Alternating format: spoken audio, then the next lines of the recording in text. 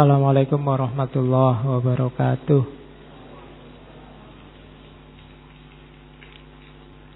Bismillah. Mari kita lanjutkan ngaji filsafat kita. Saya ingat salah seorang guru saya satu ketika tanya pada saya, menurutmu mana yang lebih baik? Orang yang tidak pernah sakit sama sekali, tidak pernah capek sama sekali, tidak pernah susah sama sekali, dengan orang yang bisa sakit, bisa capek, dan bisa susah. Itu kalau kita mesti milih tidak pernah sakit, tidak pernah capek, tidak pernah susah. Tapi kalau kata guru saya tidak, justru akan lebih baik orang yang pernah sakit, bisa capek, dan hidupnya sekali-sekali susah. Karena dari sakit, dari capek, dari susah, itu kita bisa ngambil banyak sekali hikmah. Kita bisa ambil banyak sekali manfaat.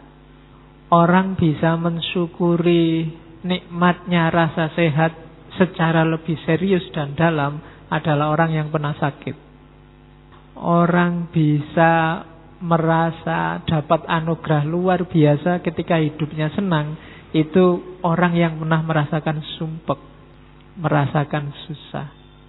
Orang bisa bersyukur atas nikmat kebugaran, itu orang yang bisa capek dan pernah capek. Dan itu menunjukkan Allah masih care sama kita, masih peduli sama kita. Jadi katanya guru saya, loh, bersyukurlah kalau kita masih bisa capek. Pak, saya belajar lama-lama kok capek. Lu masih manusia. Saya kok bisa sakit, gampang sakit, masih manusia. Jadi harus kita syukuri situasinya apapun. Oke, itu catatan pertama ya untuk ngaji malam ini. Jadi alhamdulillah saya masih manusia, bisa sakit. Sering sekali saya ditanya, belajar filsafat itu gunanya apa? Ada ndak sih filsafat itu dalam Islam dan seterusnya? Yang menyambungkan filsafat dengan agama, dengan kita, dengan Islam itu ya ada di keywordnya, ada di wisdom, ada di hikmah. Kita ngomong sedikit-sedikit saja nanti tentang wisdom apa, paling tidak kita dapat gambaran selama ini apa sih yang dimaksud hikmah yang diomongkan oleh para filosof sejak kelahirannya di Yunani. Filsafat itu kan dikenal sebagai love of wisdom, cinta kebijaksanaan. Cuma kita jarang menggali apa itu kebijaksanaan. Maka malam ini kita coba ngomong tentang wisdom. Oke, bismillah ya. Langsung saja. Wisdom itu, kalau pakai istilahnya orang Buddha, berpikir yang benar dan bertindak yang benar. Itu orang bijaksana. Jadi kemampuan berpikir dan mencari ilmu sekaligus mampu menjalankan ilmunya. Itu wisdom. Jadi ability to think and act using knowledge, experience, understanding, common sense and insight.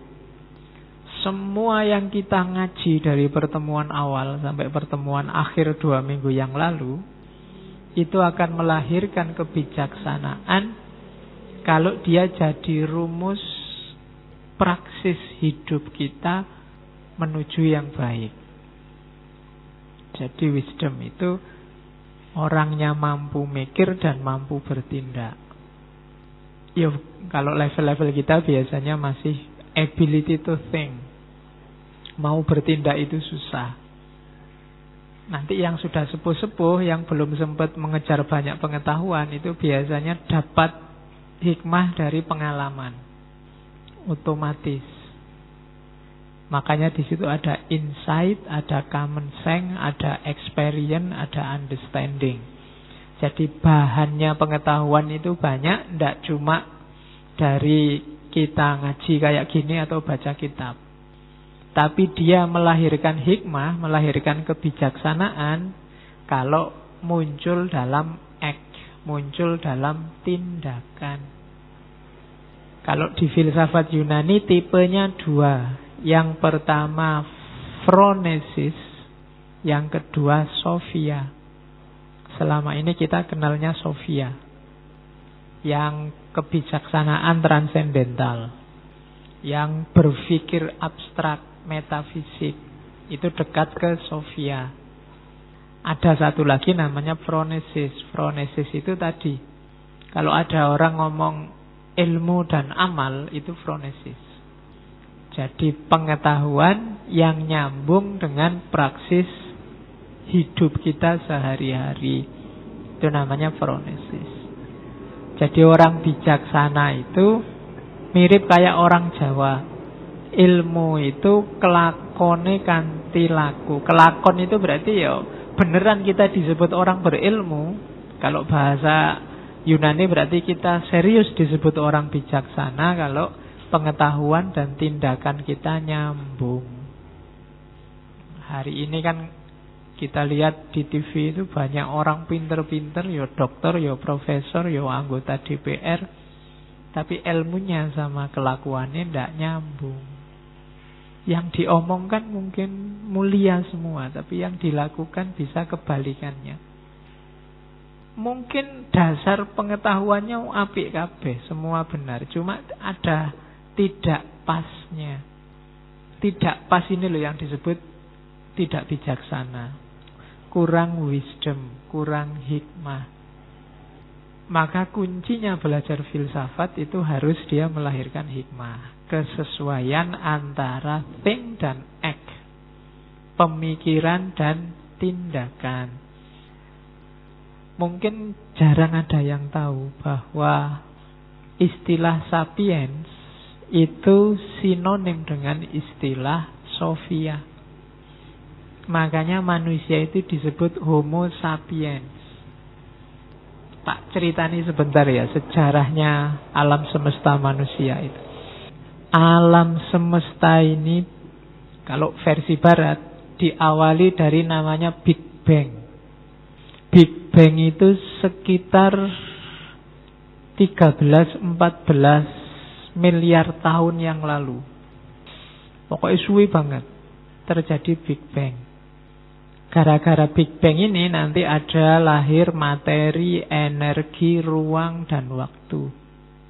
Kalau ilmu itu melahirkan ilmu fisika.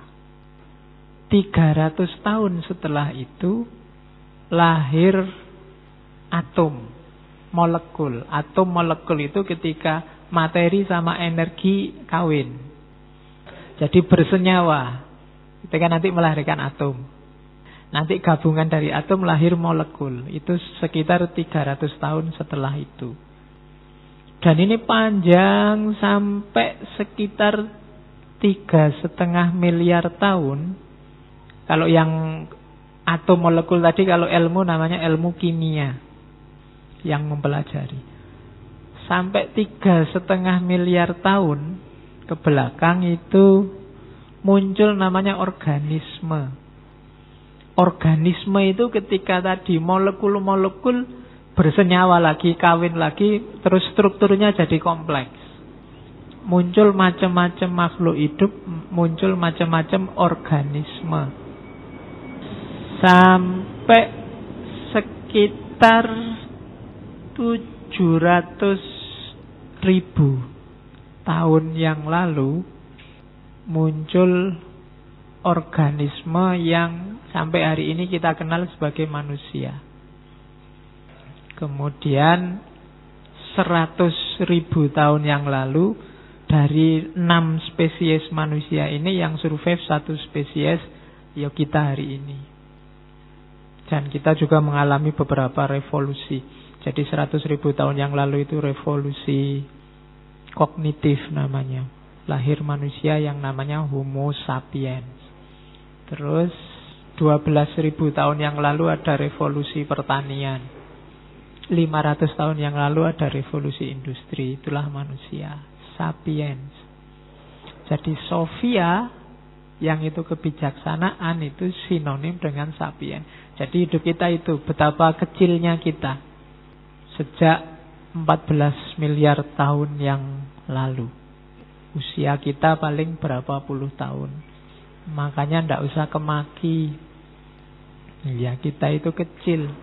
Sak pinter-pinternya kita, sak dahsyat apapun yang namanya manusia, dia kecil. Jadi itu sapiens. Jadi makanya manusia disebut Homo sapiens. Sapien itu sinonim dengan wisdom. Nanti ada pandangan bahwa hidup ini, cirinya manusia itu sebenarnya ya ada di wisdom itu. Itu kan ada tokoh biologi Carolus Linnaeus yang bilang bahwa the dominant feature of human was wisdom. Jadi feature, apa feature itu? Wajahnya, karakter utama, tampilan utama yang membedakan manusia dengan semua makhluk yang lain itu wisdom. Maka yang belum menemukan wisdom, kemanusiaannya belum utuh, belum jadi manusia. Kalau filsafat itu cinta wisdom, cinta kebijaksanaan, itu sebenarnya kita belajar filsafat itu belajar jadi manusia yang benar. Jadi tidak ribet. Bukan sesuatu yang, kan selama ini belajar filsafat itu rasanya elit luar biasa. Pokoknya ngerti filsafat itu kayak keren banget. Kayak gaya ngono kan, bayanganmu ngono. Tidak, sebenarnya sederhana. Belajar filsafat itu belajar jadi manusia. Bagian apanya? Karakter utamanya, yaitu aspek wisdomnya. Biar manusia itu berpikir yang benar dan bertindak yang benar. Jadi itu nyawa tujuannya filsafat. Ya tak tambahi ayat kalau tidak percaya. Yo, yes. Boleh kan sekarang gitu, kalau tidak ono ayatnya kamu nanti dituduh bikin-bikin. Ya, banyak sekali orang bilang kalimat Qurannya mana, hadisnya mana. Iya, Quran dan hadis pasti baik dan pasti benar. Cuma kita yang membaca Quran, memahami hadis itu tidak pasti baik dan tidak pasti benar. Itu yang sering orang miss. Seolah-olah begitu saya punya rujukan Quran hadis, aku mesti benar. Belum. Karena kita manusia, kita bisa salah, bisa keliru. Loh, apa enggak boleh Pak pedoman Quran hadis? Ya boleh. Bahkan wajib dan harus. Karena kita punya keterbatasan. Cuma pemahaman kita bisa keliru. Kan itu rumusnya. Makanya tidak sah gaya. Kalau di Quran ada afahasibtum amnama khalaqnakum abatha wa annakum ilaina la turja'un. Itu tadi sejarah penciptaan yang saya ceritakan 14 miliar yang lalu, itu pasti kejadiannya tidak kebetulan. Apa kamu anggap kami ciptakan kalian itu abasa, iseng aja, main-main? Tadi dari atom, molekul, organisme, terus yang menang cuma manusia. Ini skenario ini kan bukan main-main. Pasti ada tujuannya. Tujuannya apa? Wa annakum ilaina la turja'un. Kamu nanti kembali padaku lagi. Jalannya jadi manusia yang baik. Itu maunya Al-Quran. Nah, kalau yang hikmah ini, wadhkuru nikmatallahi alaikum wa ma anzala alaikum minal kitabi wal hikmah. Jadi Al-Quran ngomongnya, ingatlah nikmat Allah pada kalian dan apa yang diturunkan oleh Allah dalam bentuk kitab wal hikmah. Jadi kita punya dua pedoman, tidak cuma yang tertulis yang namanya kitab Quran hadis, tapi juga ada hikmah. Jadi Al-Quran juga nyuruh kita mikir, belajar jadi manusia yang baik lewat jalur hikmah. Dari Alkitab wal hikmah itu kita ya'idzukum bih. ya'idzukum bihi, yo kita ambil nasihat banyak-banyak. Yo kalau hikmah itu sinonimnya falsafah, ya berarti kita ambil nasihat dari Sokrates tidak masalah, dari Plato tidak masalah, dari Nietzsche juga tidak masalah. Wong ngambil nasihat itu kan berarti ngambil yang baik-baik.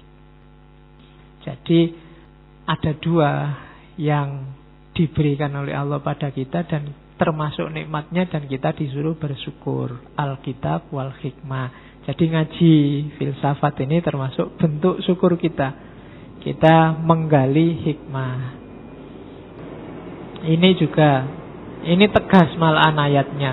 Yu'til hikmata mayyasha wa mayyu'tal hikmata faqad utiya khairon katsira. Jadi Allah ngasih hikmah pada siapa yang dikehendaki. Jadi kalau sudah belajar filsafat berseri-seri sampai ratusan nggak paham-paham, belum dikehendaki oleh Allah. Karena Allah yang ngasih. Wa mayyu'tal hikmata faqad utiya khairon katsira. Kalau paham, alhamdulillah, berarti kita dikasih kebaikan yang banyak oleh Allah. Itu Quran loh yang ngomong, bukan saya. Jadi paham filsafat berarti ketemu hikmah, kita diberi kebaikan yang banyak. Cuma wa ma yadzakkaru illa ulul albab, dan tidak termasuk orang yang ingat, orang yang sadar akal hal ini, kecuali ulul albab. Ini lebih dalam lagi, karena ulul albab itu mata batinnya. Jadi orang yang ngerti ini tidak cuma orang yang cerdas pikirannya, tapi yang mata batinnya terbuka, yang sadar. Jadi orang yang mau belajar hikmah itu berarti dia ulul albab.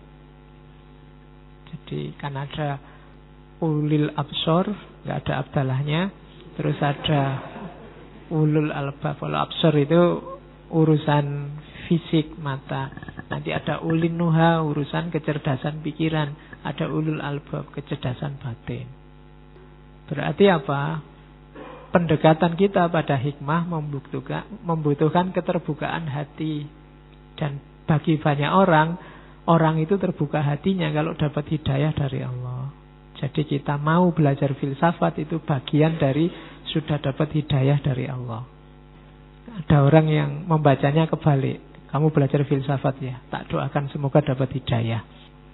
Lo ndak mau belajar filsafat itu berarti kita diberi kebaikan oleh Allah banyak sekali, dan bagian dari hidayahnya Allah pada kita. Kemarin ada yang tanya, Pak, tapi kan kayak Ghazali itu Pak, belajar filsafat lama terus ditinggal masuk ke sufi. Berarti daripada gitu sufi aja Bapak. Loh iya enggak apa-apa, cuma untuk sampai ke terminalnya Ghazali itu kamu harus lewat terminal filsafat dulu. Kalau kamu jujuk di sana, bisa jadi kamu belajar sufi tapi tidak dalam, tidak wisdom. Wisdom itu kan tadi pengetahuannya benar, perilakunya benar, dan pas ruang dan waktunya. Kalau itu definisi dari para filosof Muslim. Ada Al-Amiri, ada Al-Kindi, ada Ibnu Sina.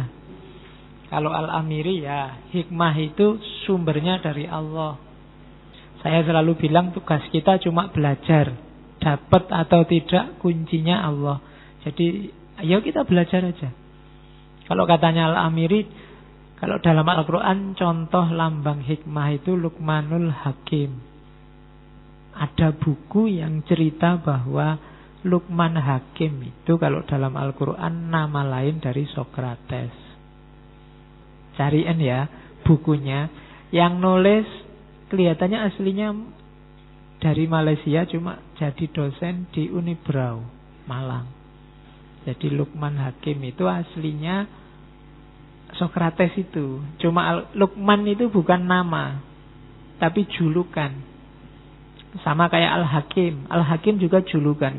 Luqman itu kalau bahasa Arab artinya dari kata-kata lakoma yalkom. Lakoma yalkom itu menelan, atau orang Luqman itu tertelan atau dipaksa menelan. Dan Sokrates digelari orang yang tertelan, dipaksa menelan, karena akhir hidupnya dia dipaksa menelan racun. Dan nanti ada di buku itu agak tebal. Kalau ada yang mau e-booknya bisa cariin di Google Book. Argumennya panjang. Jadi Luqman Hakim itu kalau di buku itu digambarkan seorang awalnya budak dan kulitnya hitam. Memang wajahnya jelek. Kan memang di banyak cerita Sokrates itu digambarkan memang jelek, perutnya gendut. Dan di situ di compare pakai ayat banyak juga. Ayat-ayat terus pikirannya Sokrates dan ada miripnya. Ya silahkan dicari. Terus Al-Kindi. Kalau Al-Kindi sama. Kalau kita mendefinisikan filsafat itu love of wisdom, cinta kebijaksanaan, ya diterjemahkan dalam bahasa Arab oleh Al-Kindi, filsafat itu hubbul hikmah. Kalau pakai bahasa Arab kan rasanya luwih islami. Jadi kalau kamu filsafat itu apa? Love of wisdom. Barat sekuler itu. Kasih yang Islam kalau itu.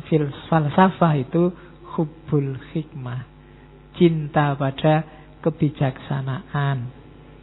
Bijaksana itu kan melampaui sekedar pengetahuan kayak tadi, tidak cuma knowledge, tapi juga act, jadi perilaku yang cocok dengan pengetahuannya.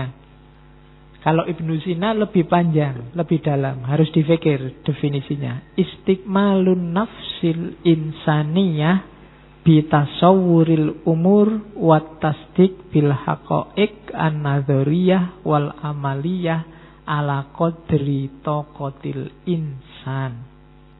Jadi kita definisikan per kalimat ya. Yang pertama, hikmah itu kesempurnaan jiwa manusia tatkala berhasil menangkap makna.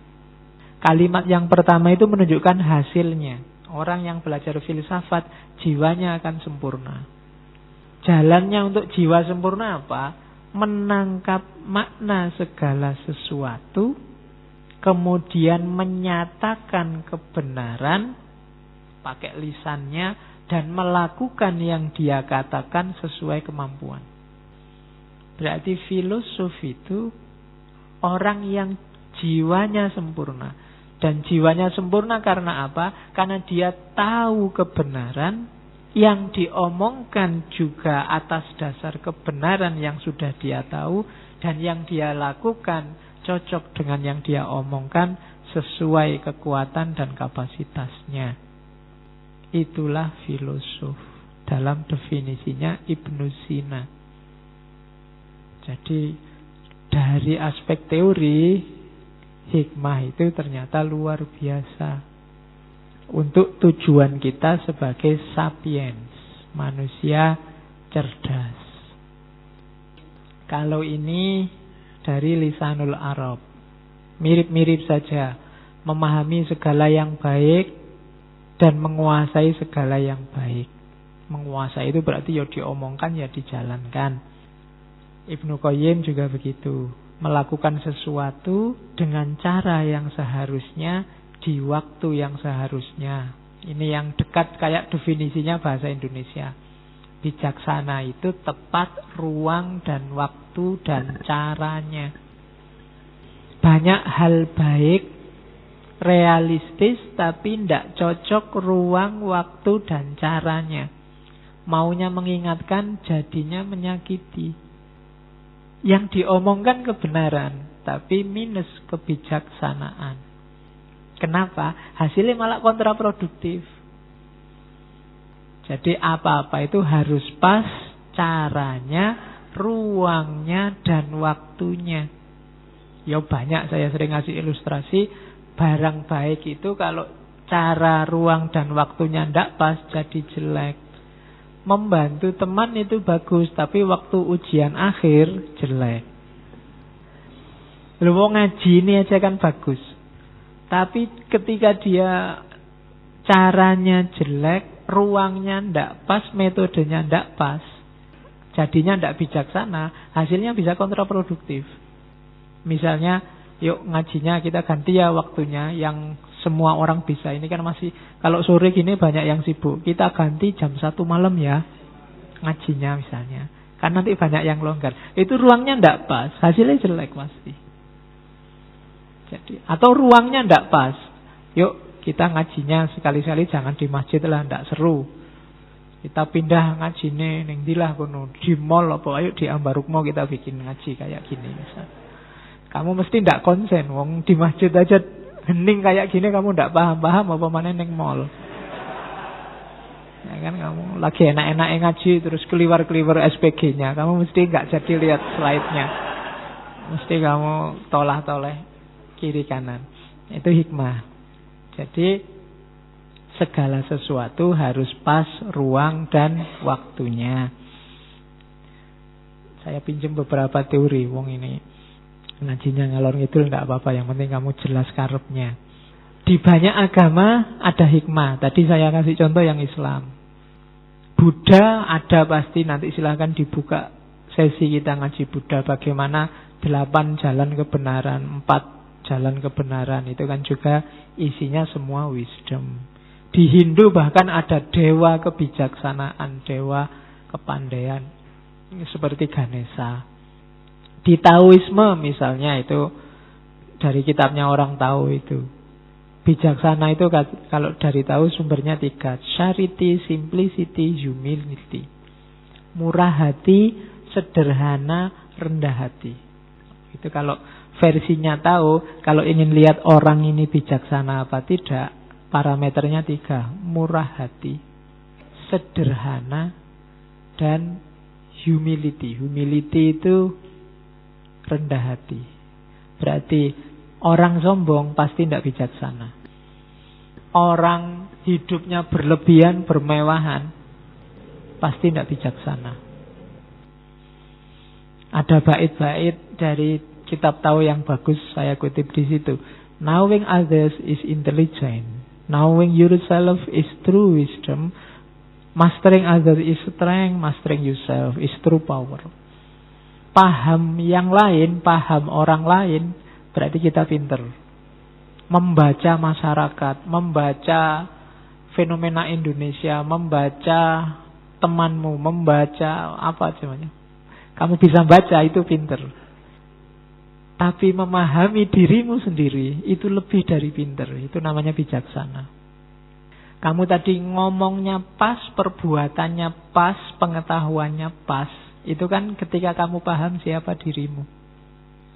Paham dirimu itu wisdom. Ada loh, saya tadi bilang di mall ngajimu mesti tidak konsen. Tapi ada orang tertentu kalau belajar butuh rame. Kalau sepi dia tidak konsen, ngantuk. Kalau temennya cerewet rame sambil itu dia sambil belajar. Ada yang begitu. Itu knowing yourself. Kamu yang paham dirimu kayak gimana. Itulah wisdom. Makanya nyawanya ilmu filsafat itu mengetahui diri, kayak jargonnya Socrates. Know yourself. Pahami dirimu. Mastering other is strength. Mastering yourself is true power. Kamu bisa menguasai orang lain. Jadi ketua apa, kepala apa, koordinator takmir sekecamatan. Itu power, kekuatan. Tapi ada yang kekuatan sejati apa? Menguasai dirimu sendiri. Itu jenisnya wisdom. Kalau Confucius punya teori juga. Kita juga pernah ngaji Confucius. Katanya Confucius, kalau kita bingung ingin jadi orang bijaksana gimana, wawasannya tidak terlalu dalam, katanya tenang aja, ada 3 jalan untuk kita sampai pada wisdom. Bisa lewat reflection, bisa lewat imitation, atau yang ketiga, bisa lewat experience. Reflection itu kita berpikir sendiri. Katanya Confucius, ini yang paling mulia. Kalau memang mampu, ayo kita mikir sendiri, mikir diri kita sedalam mungkin, kemudian kita hidup secara sesuai kebenaran yang kita temukan. Ini jalan paling mulia. Tapi ada orang yang tidak nyampe untuk berpikir dalam. Ada caranya, paling gampang apa? Imitation, the easiest. Niru. Kalau kamu tahu ada orang baik, ada orang bijaksana, tirulah. Maka kamu jadi orang baik, jadi orang bijaksana. Kamu tinggal milih idolamu siapa. Idola orang baik ya, bukan idola Korea atau idola. Tirulah, imitation. aduh aku mengidolakan Gus itu. Tiru perilakunya, cara bertutur, cara bertindak. Kamu juga berarti karena kamu memfotokopi orang bijaksana, kamu jadi bijaksana. Nah itu imitation. Ada lagi yang ketiga, cuma ini bitterness. Yang paling pahit apa? Pengalaman. Kenapa pahit? Ya, kamu baru belajar setelah ngalami, itu pahit loh. Begini rasanya patah hati, kan tidak enak, pahit. Mbok wis kamu belajar dari yang oh kayak gitu temanku katakan, tapi nek wis ngerasake dhewe ya baru kamu paham, tapi pahit. Gini susahnya jatuh cinta, pahit. Begini ya susahnya dicaci maki orang, itu pahit. Begini susahnya, Pak. Jadi ada jalan experience tapi pahit. Makanya tadi orang tua itu saya tadi bilang di awal, pengetahuannya banyak. Dia jadi bijaksana, cuma dia harus jungkir balik. Kenapa? Jalan paling pahit itu. Mungkin kamu baca buku banyak, pengetahuanmu banyak. Orang tuamu tidak banyak baca buku, wawasannya juga luas. Dari mana? Dari experience. Ya jelas lebih capek, lebih sakit-sakit orang tuamu. Karena pengalaman. Pengalaman dibohongi anaknya. Duitnya sih. Ya. Kampus tidak ada bayar. Ini bayar, beli buku. Padahal duitnya habis buat beli pulsa. Jadi orang tuamu ya ngerti lah. Orang tuamu biasanya nggak mikir alasan. Yang penting anakku lagi butuh duit, dikasih alasan apa aja, diyani aja. Karena mungkin orang tuamu ngalami yang pahit-pahit, dia pengen anaknya ndak ngerasa pahit. Tapi anaknya ya kaya ngono. Oke, jadi itu Confucius, contoh wisdom dari negeri Cina. Ini jargonnya Socrates. The only true wisdom is in knowing you know nothing. Ini banyak dikutip di mana-mana. Jadi ada shortcut hari ini. Kalau kamu memang minat masuk ke dunia kebijaksanaan, ingin jadi orang bijaksana, ada jalan gampang. Merasalah jadi orang yang tidak tahu apa-apa. Itu pasti kamu bijaksana. Orang yang merasa tidak tahu itu yang pertama pasti tidak minteri. Yang kedua dia pasti siap untuk selalu belajar. Tidak mungkin dia menghakimi orang lain, menyalah-nyalahkan orang lain, menyesat-nyesatkan orang lain. Karena dia merasa aku itu tidak tahu. Ini mahal. Kelihatannya simpel, mungkin kamu kutip di mana-mana, tapi dijalankan berat. Merasalah bahwa kamu tidak tahu. Kalau tidak percaya, kamu baca postingan Facebookmu selama ini, timeline ke belakang aja. Nadanya mesti nada kamu minteri, merasa kamu tahu, merasa kamu ngerti. Karena kalau kamu tidak ngerti, mesti tidak posting apa-apa. Begitu kamu posting, pasti kamu merasa ngerti. Itu salah satu parameter bahwa justru kebijaksanaan itu diawali dari kamu jangan merasa tahu dulu. Karena kalau kamu sudah merasa tahu, kayak gelas yang sudah ada isinya, ya kamu tidak akan berubah dari situasimu hari ini. Karena apa? Tidak ada isi baru yang bisa masuk. Isi lama masih penuh. Bahkan Allah juga mungkin tidak bisa masuk dalam dirimu. Kamu penuh tentang konsep-konsepmu sendiri tentang Allah. Tuhan Allah sendiri malah sampai nggak bisa masuk. Sumpek di dalam ini, isinya macam-macam. Nah, kosongkan dulu deh. Cara ngosongkannya bukan kok ilmunya tak buang semua berarti Pak. Ya enggak. Cukup kamu merasa bahwa kamu tidak tahu. Itu simple. Ah, itu fatwa dari Al-Mukarram Syekh Laius Socrates. Lu kalau dia orang Arab kan mesti dipanggil gitu. Al-Mukarram Syekh Socrates. Oke, itu wisdom. Jadi kunci pertama itu kenali dirimu dengan cara kamu tidak tahu apa-apa. Ini lanjutannya. Awareness of ignorance is the beginning of wisdom. Sadar bahwa kamu tidak tahu itu awal. Ini ciri-ciri kamu mau jadi orang pintar, mau jadi orang bijaksana. Pak, saya itu kuliah sudah semester akhir tapi rasanya nggak ngerti apa-apa. Alhamdulillah kamu mau jadi orang bijaksana. Iya.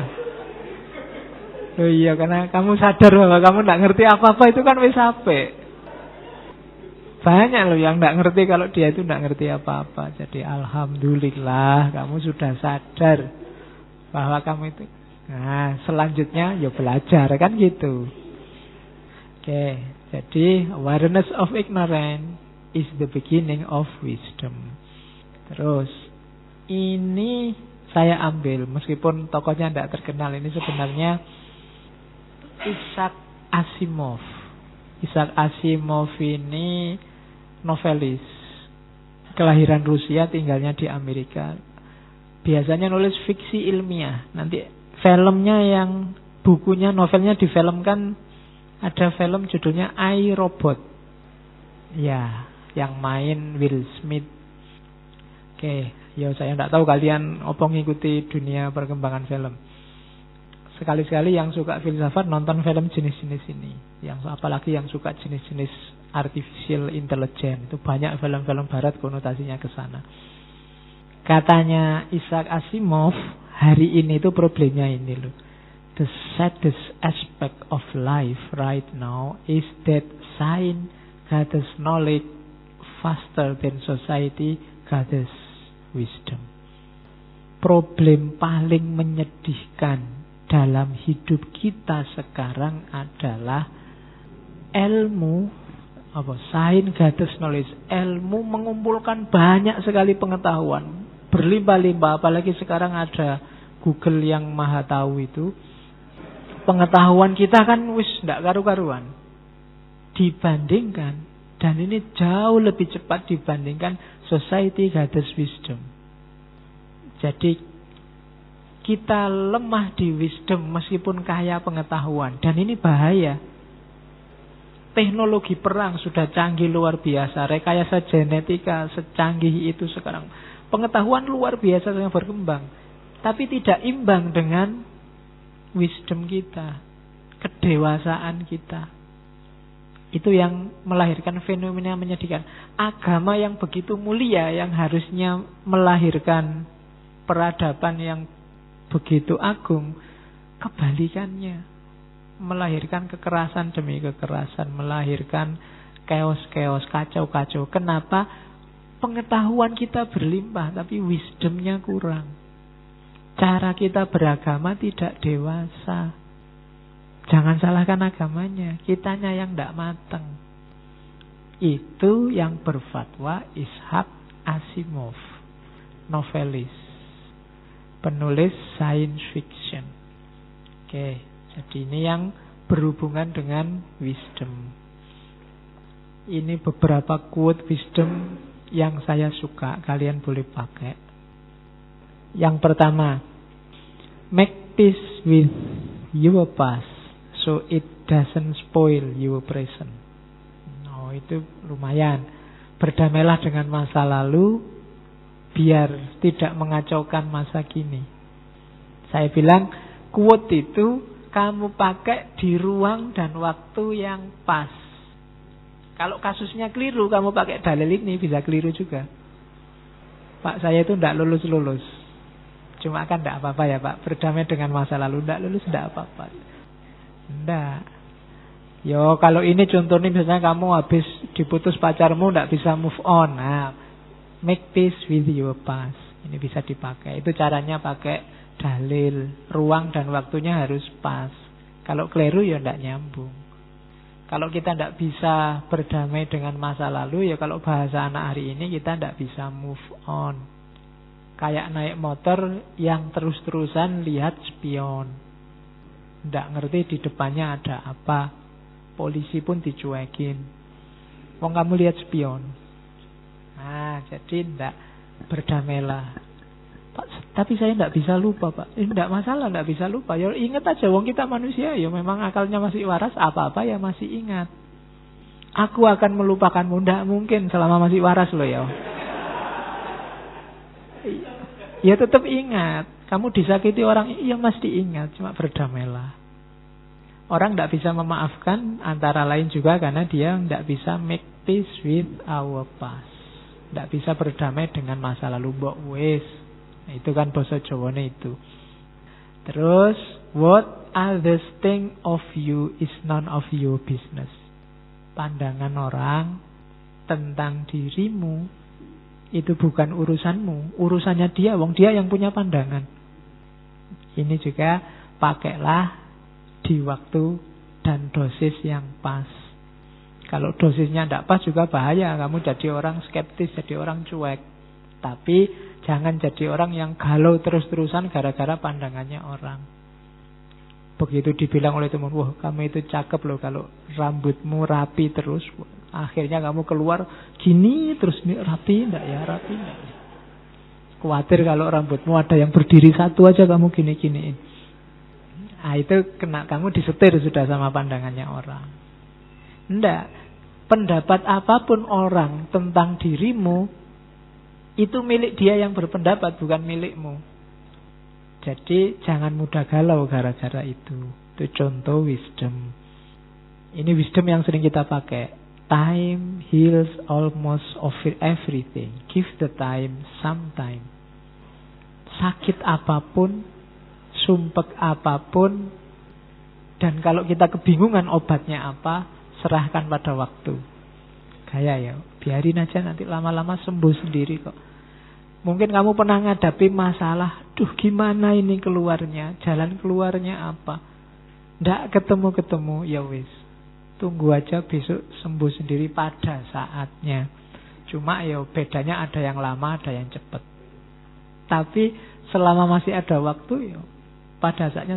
Dulu mungkin nenek moyang kita bosennya luar biasa loh dijajah Belanda itu. 350 tahun itu membayangkan nggak dijajah itu mungkin nggak nyampe di pikirannya. Nggak ada Belanda itu nggak nyampe di pikirannya. Tapi kan tenang aja, berontak bolak-balik ya kalah. Lama-lama kan juga selesai. Time. Hari ini kita galau luar biasa. Umat Islam itu loh mundur. Kita strategi apapun gagal untuk bangkit. Yang menang kok barat terus. Apa-apa ada durasinya. Ya tinggal lama apa cepat kan gitu aja. Pada saatnya pasti bukan barat lagi pusat peradaban, entah kapan. Ya sapa ngerti nanti tiba-tiba ono banjir, ono gempa bumi, ono apa kan bisa. Durasinya selesai sudah. Jadi ndak, kalau kamu punya sakit apapun yang kamu bingung jalan keluarnya, serahkan pada waktu. No one is reason of your happiness except yourself. Ini contoh kebijaksanaan lagi. Ndak ada satu orang pun yang bisa kamu jadikan patokan untuk kebahagiaanmu kecuali dirimu sendiri. Apakah orang ini sumber kebahagiaanmu atau sumber sumpekmu, itu yang menentukan kamu. Apakah orang itu jadi sumber kamu marah atau sumber kamu ketawa, itu urusanmu, bukan tergantung di dia. Maka jangan mau kayak tadi disetir orang lain. No one is reason of your happiness. Kamu boleh milih kok. Orang maki-maki kamu kayak apapun, kamu boleh milih. Mau sakit hati atau tidak sakit hati. Kuncinya tetap di kamu. Nah itu kebijaksanaan. Terus, ini lagi sumbernya sumpek. Don't compare your life with others. You have no idea what their journey is all about. Jangan bandingkan hidupmu dengan orang lain. Kamu tidak tahu loh journey-nya, adventure-nya temanmu itu kayak gimana. Kalau orang Jawa bilang urip itu sawang sinawang, saling melihat. Enak dia sudah lulus. Bagi temanmu, enak dia masih kuliah. Aku sumpek sekarang habis lulus mau ngapain? Ayo, enak yang mana? Kita selalu membandingkan dengan orang lain. Itu sumber kita sumpek. Jadi jangan banding-bandingin. Kamu punya journey sendiri. Atur sendiri journeymu. Hiduplah dengan bahagia. Saya yakin Allah itu nyuruh kita hidup di muka bumi ini untuk bahagia. Allah tidak butuh sumpek kita. Kayak kalau kita menciptakan sesuatu, atau mungkin kita punya saudara, punya anak yang dalam kuasa kita, kalau dia bahagia, kita juga senang. Demikian juga Allah. Ayo kita bahagia biar Allah ridho sama kita. Allah itu kan ngasih kita banyak macam-macam. Kalau kita masih sumpek aja, masih mengeluh aja, Allah ya sumpek. Ini sudah dikasih macam-macam, sambat terus. Ya kan? Jadi ndaklah, ayo kita bahagia, ayo kita senang. Itu diantara jalannya Allah ridho sama kita. Yang keenam, ini untuk para yang sedang belajar biasanya. Stop thinking too much. It's alright not to know all the answers. Nah, ini juga pakai di ruang waktu dosis yang pas. Jangan terlalu banyak mikir. Ndak masalah kalau kamu ndak ketemu jawaban dari semua masalahmu atau semua persoalan di dunia ini. Ndak apa-apa. Kita kan sering galau, waduh, kok ada ya Ustadz ngomongnya gitu. Terus kamu mikir, kira-kira apa sebabnya, dalilnya apa. Terus kamu ikut-ikutan galau. Ndak. Kamu ikut sumpek ini Pak, mikir Indonesia ini loh Pak, gimana jalan keluarnya. Mikir, ndak masalah. Gak usah mikir kejeron, kalau bahasa Jawa nih. Iya, dalam itu bagus, jero iku apik, tapi kejeron elek. Terlalu dalam ndak proporsional. Jadi yang kayak tadi ndak bijaksana. Saya ini mikir Pak, gimana perekonomian dunia 3 tahun terakhir ini biar bisa meningkat. Kamu jadi apa? Semester 2 saya Pak. Oh iya. Joko mantep pentah. Ya kan? Mantep itu apik, nek kemantepan elek. Jadi stop thinking too much. It's alright not to know all the answers. Yang terakhir, smile. Senyumlah. You don't own all the problems in the world. Senyumlah. Jangan letakkan beban masalah dunia ini di pundakmu semua. Banyak hal menyenangkan, ngapain sih kamu selalu sumpek tiap hari? Kamu lihat yang remeng-remeng, yang surem-surem, yang burem-burem, yang bikin hatimu galau, hatimu sedih. Semua masalah kamu panggul sendiri. Smile, senyumlah. Masih banyak yang indah-indah di dunia ini. Masih banyak kisah-kisah happy ending. Kalau nggak percaya kamu lihat sinetron drama Korea. Ya kan? Senyumlah. Jangan merengut terus. Ojo nesu terus tuh. Dunia tidak jadi lebih baik dengan kita marah-marah, senyum. Nggak cocok sama orang, senyumi dia. Iya. Oke. Kalau nggak percaya coba aja. Asal jangan senyum-senyum sendiri. Senyum. Ketemu siapapun senyum. Senyum itu sedekah. Jadi perbanyak sedekah sama orang lain. Saya tidak membayangkan ya, misalnya Islam garis kelas, ketemu Islam liberal, terus begitu ketemu senyum, itu kan hilang masalahnya. Tidak jadi maki-maki. Jadi, yuk smile. Don't own all the problem in the world. Jangan kamu panggul sendiri problem seluruh dunia. Tidak. Kamu punya kapasitas sendiri, punya problemnya mungkin mahasiswa ya lulus yang cepat, berbakti pada orang tua dan kayak gitulah, tidak masalah. Tapi kalau urusan-urusan besar, ya kamu boleh urun rembuk, tapi tidak harus bikin kamu galau. Senyumlah. Nah, ini contohnya wisdom. Hasil-hasilnya filsafat, belajar hikmah itu bisa nyampe pada titik-titik kesimpulan semacam ini. Ada lagi saya bawa. Give but don't allow yourself to be used. Oh, ini juga kan banyak orang nyuruh kita share, berbagi, memberi. Tapi iyalah, ayo kita berbagi, tapi don't allow yourself to be used. Jangan biarkan dirimu dimanfaatkan orang lain untuk kepentingan mereka. Love but don't allow you have to be abused. Mencintailah, tapi jangan biarkan hatimu disakiti. Trust, but don't be naive. Percayalah, tapi jangan naif. Naif itu dikira nanti bolak-balik, saya tetap percaya kok Pak. Enggak, itu namanya naif. Iya, kita harus percaya, kita harus setia, tapi jangan naif. Trust, but don't be naive. Listen, but don't lose your own voice. Dengarkan ya, baca ya, ikuti pendapat orang lain ya, but don't lose your own voice. Tapi jangan kehilangan suaramu sendiri. Kamu pribadi yang punya jati diri sendiri, punya pendapat sendiri, punya gagasan sendiri, punya suara sendiri. Ya, kita harus mendengarkan orang lain, tapi jangan lupa kedirianmu sendiri. Listen but don't lose your own voice. Jangan kehilangan suaramu. Itu tadi contoh-contoh. Ini juga contoh dari Plato untuk orang-orang hari ini. Wise men speak because they have something to say. Fools because they have to say something.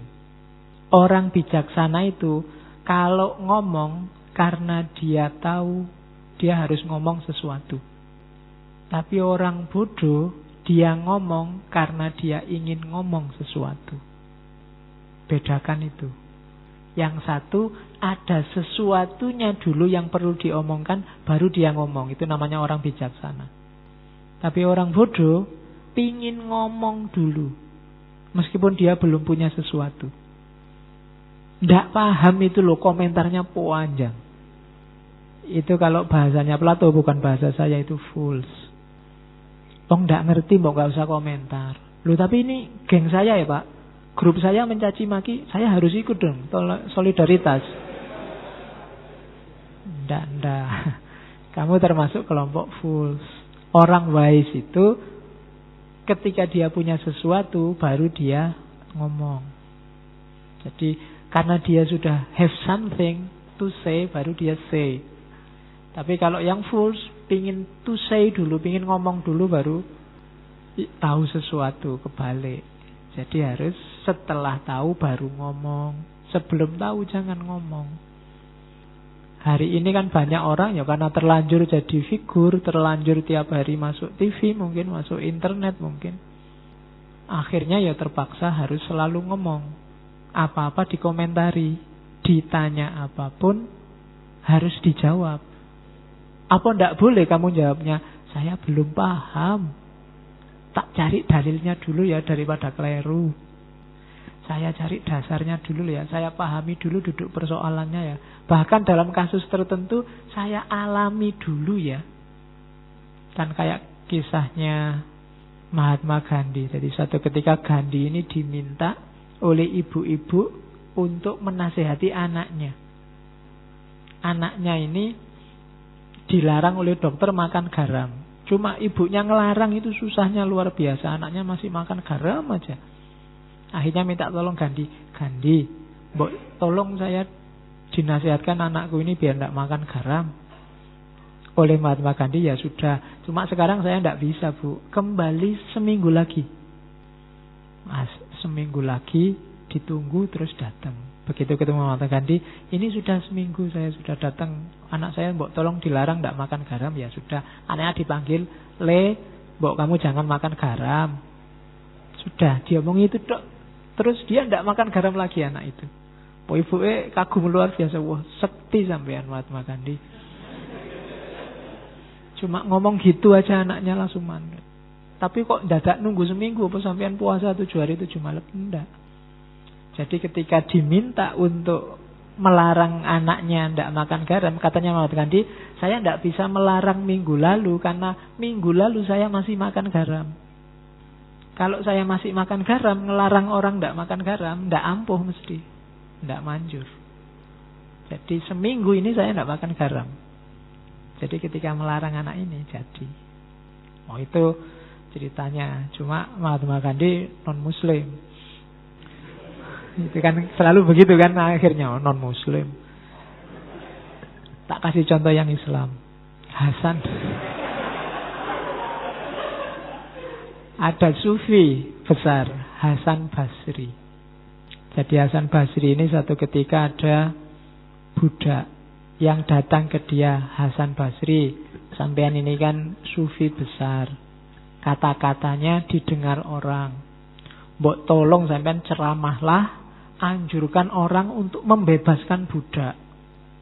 Jadi kalau sampean ngomong, Nanti mesti banyak orang-orang membebaskan budak kayak kita ini. Oh iya, insya Allah, katanya Hasan Basri. Ditunggu khotbah Jumat pertama. Alah, kok ndak ngomong Hasan Basri malahan. Khotbah yo standar aja, ittaqullah dan seterusnya itu. Kok ndak nyinggung-nyinggung tentang budak? Jangan-jangan lupa. Minggu kedua ditunggu, masih belum ceramah lagi. Alah, kita dicuekin, kita memang orang kecil. Minggu ketiga juga masih belum. Ya sudahlah, putus asa, ndak usah ketemu lagi sama Hasan Basri. Minggu keempat baru Hasan Basri itu sudah, budak-budaknya sudah hopeless. Alah, paling ya ndak ngomong lagi. Ternyata ngomong. Islam menganjurkan untuk membebaskan budak dan seterusnya. Setelah Jumatan dikerubungi sama budak-budak. Syekh, sampean kita minta sebulan yang lalu baru ngomong sekarang. Loh, saya belum berani ngomong kalau saya ndak ngerti benar situasi tentang perbudakan itu.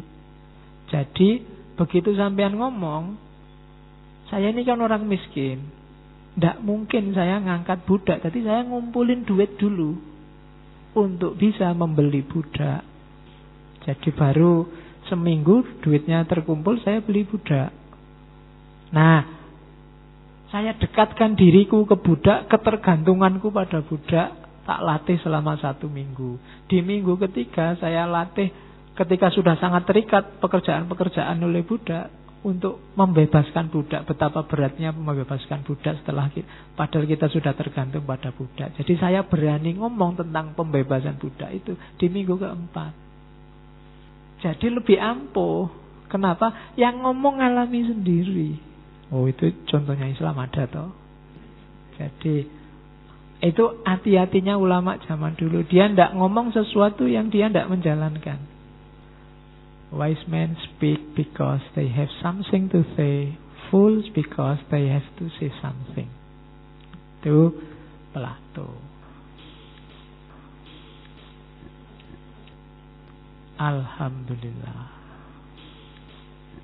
Saya akhiri sekian. Wallahul muwafiq. Wallahu a'lam bissawab. Wassalamualaikum warahmatullahi wabarakatuh.